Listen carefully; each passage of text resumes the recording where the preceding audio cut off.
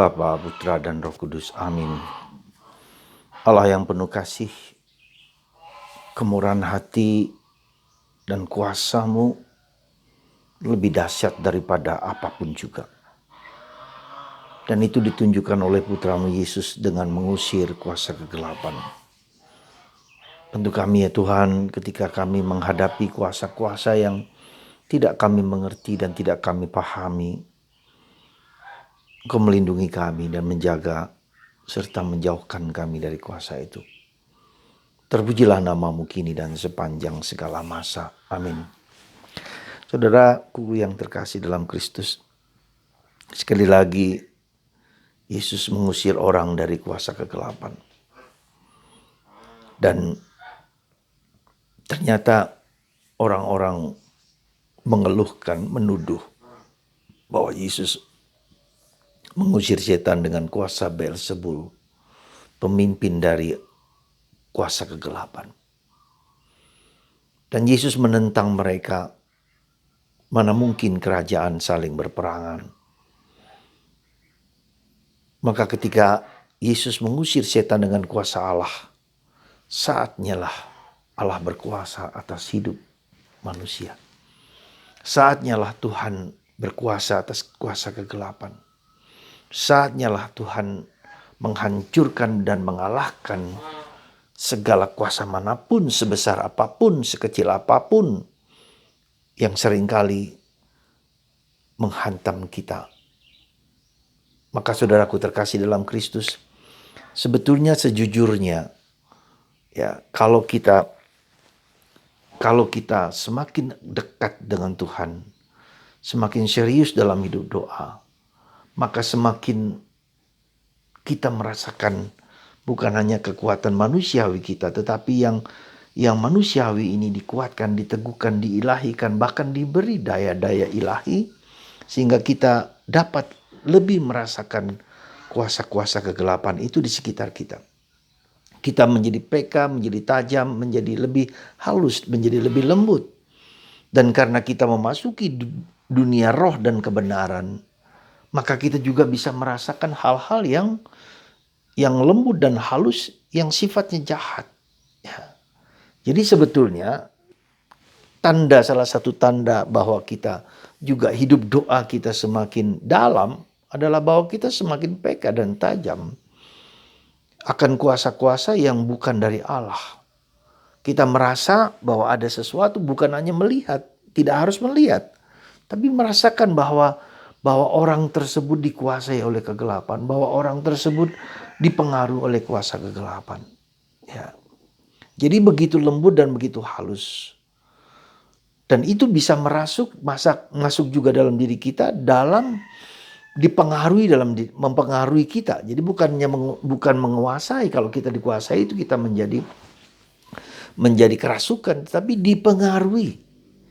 Dipengaruhi itu bisa berarti orang menjadi keras kepala, orang tidak mau mendengarkan, orang yang tidak peduli dengan lingkungan, orang yang egoisme, ya, orang yang masuk di dalam menjadi adiktif, ya, menjadi posesif, ya, menjadi maunya sendiri, ya, menghancurkan orang lain, gak peduli apapun di sekitar dia, itu dipengaruhi oleh kuasa kegelapan. Dan itu masuk di dalam salah satu ketujuh dari dosa utama. Ya, orang menjadi sangat sombong, orang menjadi sangat iri, orang menjadi sangat cabul, orang menjadi sangat serakah, sangat kikir, ya, sangat malas, ya, dan sangat sombong. Ya. Jadi saudaraku terkasih, coba kita perhatikan. Jadi jangan hanya mengira bahwa orang itu dikuasai menjadi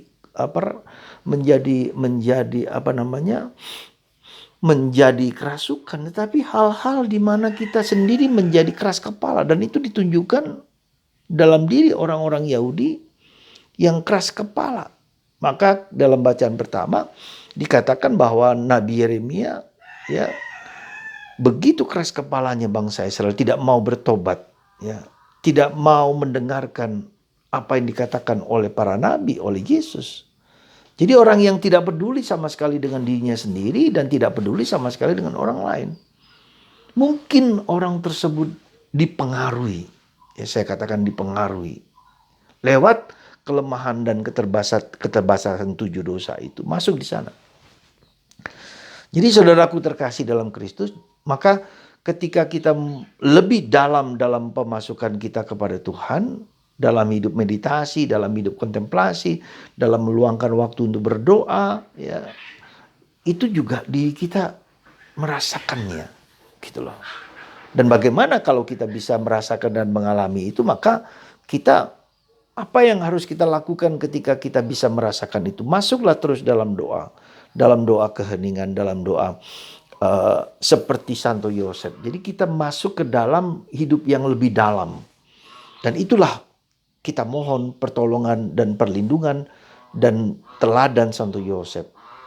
Ya, Santo Yosef juga seperti Maria, dalam keheningan, dalam kesunyian, dan dialah nama Santo Yosef berarti kita diajak untuk lebih mendalam, ya, ditambahkan sesuatu lebih dalam. Dan salah satu gelar Santo Yosef adalah penggetar dari iblis. Ya, membuat ketika kita menyebut nama Yosef, iblis sirna dan pergi dari hadapan kita. Maka saudaraku terkasih, saya mengajak Anda untuk terus mendoakan litani, ya, litani, sekali lagi litani Santo Yosef, 209 puji syukur. Doakan terus menerus. Mohon supaya hidup rohani kita semakin dalam, semakin kuat, hidup dalam roh dan kebenaran. Dalam mimpi saja Santo Yosef mendapatkan perintah yang jelas, yang tegas. Ambillah wanita atau Maria sebagai istrimu dan engkau menamai dia Yesus. Pergilah ke Mesir. Ya, malam ini juga karena Raja Herodes akan membunuhmu dan anakmu. Jadi tak mungkin ini dalam mimpi yang sering kali kita jalani. Dan itu loh Yosef, tapi dalam mimpi pun dia bicara. Pasti di luar mimpi jauh lebih besar. Tapi Yosef melakukan semua dalam keheningan, dalam kesunyian, dalam tidak gembar-gembor, ya. Tapi hidup dalam ketersembunyian. Maka Yesus mengatakan, kalau mau berdoa, masuklah di kamarmu, tutuplah pintu, kunci, dan bergaulah dengan Tuhan. Semoga kita semua yang ingin lebih serius dalam hidup doa akan berhadapan dengan juga kuasa-kuasa kegelapan di sekitar kita. Kita merasa, kita tahu, meski kita tidak selalu bisa melihat, ya, tetapi tergantung karunia Tuhan yang Tuhan berikan kepada Anda. Dan ketika Anda mengalami, orang seringkali mengalami indigo, bisa melihat sesuatu dan sesuatu, bisa ada dua kemungkinan. Itu mungkin karunia, tapi juga mungkin juga ada orang mengatakan kuasa kegelapan juga di situ. Jadi kita harus hati-hati supaya kita aman, supaya kita terlindungi. Masuklah, mohonlah rahmat lewat Santo Yosef dan Bunda Maria. Maka perjalanan karunia yang mungkin diberikan Tuhan kepada Anda itu akan tenang, akan damai, dan akan baik. Ya, jadi sekali lagi para saudara, mari di masa Prapaskah ini jangan tegarkan hatimu seperti orang Yahudi, ya, dan juga seperti kebanyakan kita. Ya, ketegaran hati adalah milik manusia, milik kita semua. Karena betapa tidak mudahnya untuk bertobat. Betapa tidak mudahnya untuk berubah. Betapa tidak mudahnya. Dan dibutuhkan rahmat. Dan kita belajar dari Santo Yosef dan Bunda Maria. Tuhan memberkati Anda semua. Semoga Roh Kudus, Roh Allah dan kebenaran merasuk dalam diri kita. Karena iblis selalu menjadi asal muasal dan pencipta kebohongan, bukan kebenaran. Kebenaran hanya dalam Tuhan, Bunda Maria, Santo Yosef, dan Yesus. Kebohongan adalah dari iblis. Dan itu diciptakan di dunia sekarang ini. Dengan hoax, dengan kebohongan dan penipuan. yang kita lihat dalam masyarakat kita. Tuhan memberkati Anda semua. Dalam nama Bapa dan Putra dan Roh Kudus. Amin.